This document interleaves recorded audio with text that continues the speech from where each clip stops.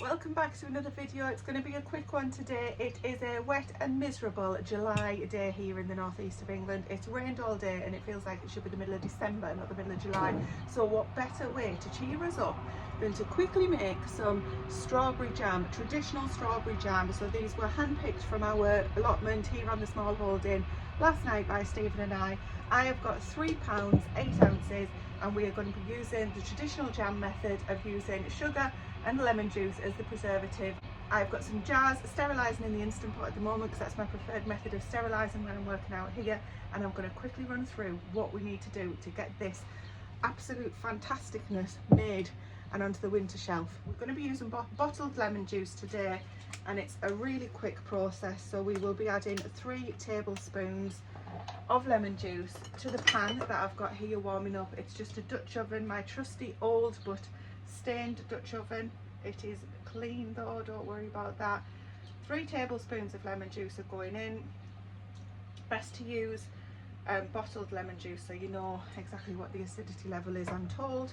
However, I have used fresh lemon juice as well. Now these strawberries have just been washed, they haven't been chopped or anything, they've just been picked over and washed, and the green stems taken off, but they haven't had the middles taken out or anything like that. And the whole point of what we're doing now, let me show you, if I pop you down here, apologies for any jerkiness, we're just going to simmer these for 20 to 30 minutes in this pan until they're absolutely fantastic and soft in with the lemon juice, and then we're going to add the sugar. I will come back when they are simmered.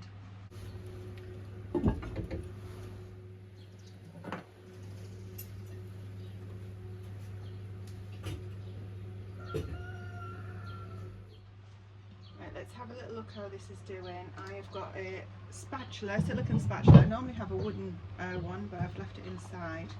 All I want to do is give it a stir. You can see how much liquid this has produced. I've added no extra water to this, and that's the reason why.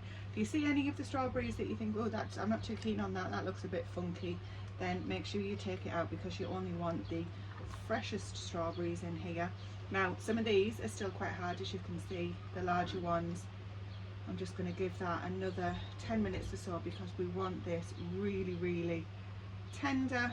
I'm not actually keen on jam with whole fruits in it, like big whole chunks, and the kids definitely aren't. So I want these to be cooked down as much as possible.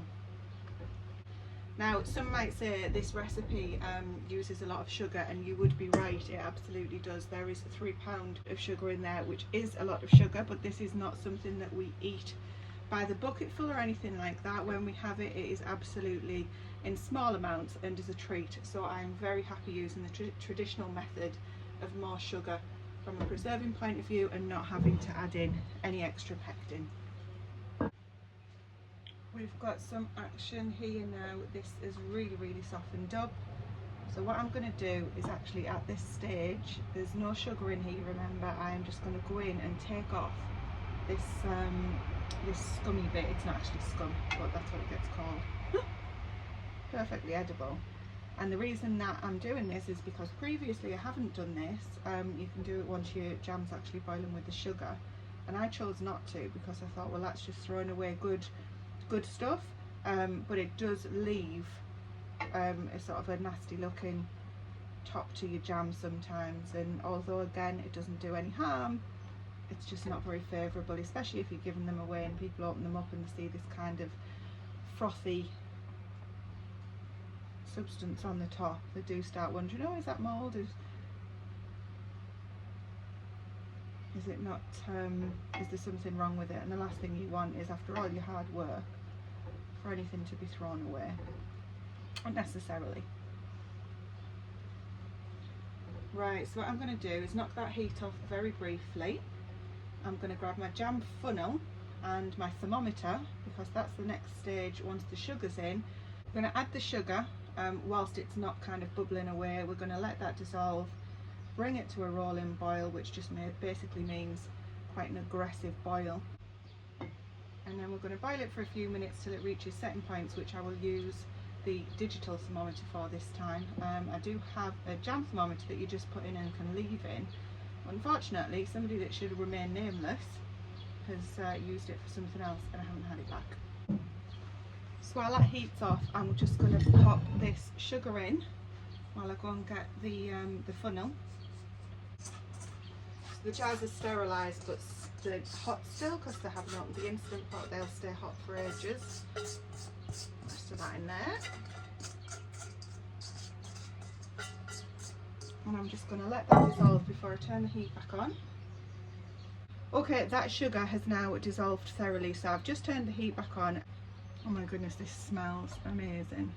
Right, while that's starting to bubble away, I'm going to keep an eye on it. Let's get those jars out.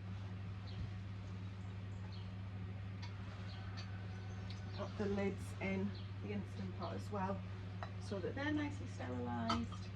And these are still red hot.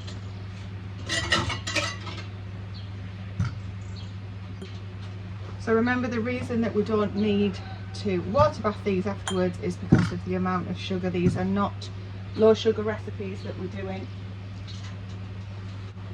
So the sugar is the preservative in this instance. So I think we're ready to pot it up once this has boiled to setting point. I've got my jug. What I'm going to do is spoon it out into the jug, and then I'm going to pour it from the jug in there. It just makes life a little bit easier because I can be terribly clumsy at times. Now, a word of warning, this appears to be taking its time to come to the boil, but once they come to the boil, these can be quite aggressive and flow over very quickly, so don't leave it unattended if this is your first time making anything like this. Just be prepared for that to happen. The pan that I'm using here, it does look old and battered, and that's because it is. It has been a very trusty, reliable Dutch oven. I think this is a 5.7 litre, and it's got a very heavy bottom being cast iron so that it doesn't tend to burn or stick, but I'm still giving it a stir every now and again. Some people don't do that, but they prefer not to touch it at all. I've always stirred mine and it's always worked out well, just making sure that it's not sticking to the bottom of the pan at all. But these Dutch ovens are absolutely perfect. This one is, goodness me, 15 years old now. It's starting to come to a boil. We will take the temperature in a minute or two, and this is what I'm using to take the temperature. It's 17.4 degrees in the air here at the moment. Interestingly, let's just have a look what that rolling is. We're looking to get to about 104. See, it's starting to come over here now with the boil as well as over there. We're at 102.4 at the moment. And again, you can skim off any of this excess froth if you want to make sure that you have a nice clear jam. So once you get going, you can do that at the very end, but I just find it easier to keep on top of it throughout the process. That colour, isn't it just amazing? Now, in my old oven, I never used to be able to get up to temperature from the heat that we could get from the old electric oven, and it might be the case that that's going to be with the gas as well, but as I say, that doesn't matter. It may still reach setting point anyway, but if not, it'll just be a slightly runny consistency. We are more than happy with that on the Smallholding. It doesn't have to be perfect. That's holding at 103.4. Obviously that's gone down when I've showed it to you, but I'm going to give that another minute or two, and then that'll do me. I'm going to get it potted up while the jars are still warm. You want to put your hot jam into hot jars, otherwise you risk the chance of them cracking due to thermal shock. Yeah, that's hanging around the same temperature, and I think that's as hot as it's going to get with what I've got available here. So I've cleaned that up, and I'm going to take this off the heat. I'm going to leave it to calm down just for 5 minutes or so, and then we'll get it potted up. I just put these jars back in the Instant Pot because they had cooled down a little bit, so I want to make sure that they're nice and warm for the jam to go in. The point of keeping it to rest for a little bit is so that it prevents the rising of the fruit in the jars. But this is how we like this. Is more kind of jam consistency than huge chunks of fruit. For those that still like the fruit, you can get it, but there's more of the jam, spreadable jam. I think this is going to easily make the 5 jars that I've got sterilised, and any more can go in the freezer or get used up immediately. This is pretty much perfect. I've got a little bit left over which will allow to cool, and we will test. I'm just going to clean the rims and get the lids on.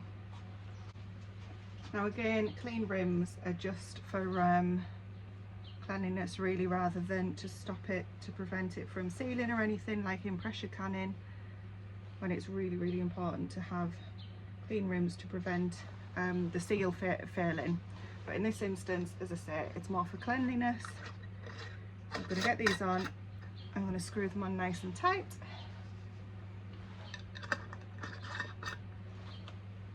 And then I'm going to get a jar that hasn't been sterilised, and I'm going to put the rest in there for us to have a look at later, once it's all cooled down.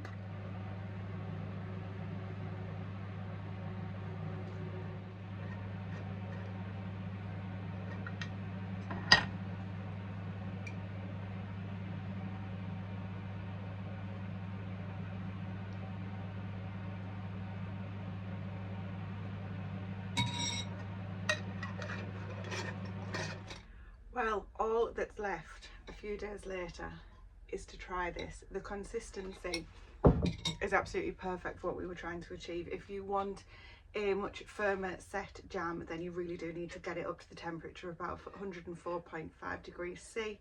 But this, you can see in the jar, is ever so slightly runny, known as a soft set, and that's absolutely perfect, exactly what we were looking for. This one is the one that was in the unsterilised jar. That's just going to go in the fridge. That will last such a long time anyway because of the sugar content, but in the fridge it'll be absolutely perfect. The other jars are obviously in the sterilised jars, and they're going on the shelf for the winter pantry. Now, my favourite way to eat this is literally just with some natural yoghurt. If you've seen those special yoghurts that are advertised as corners, this is exactly the same. Actually, it's better. I hope you do try this. Let me know if you do.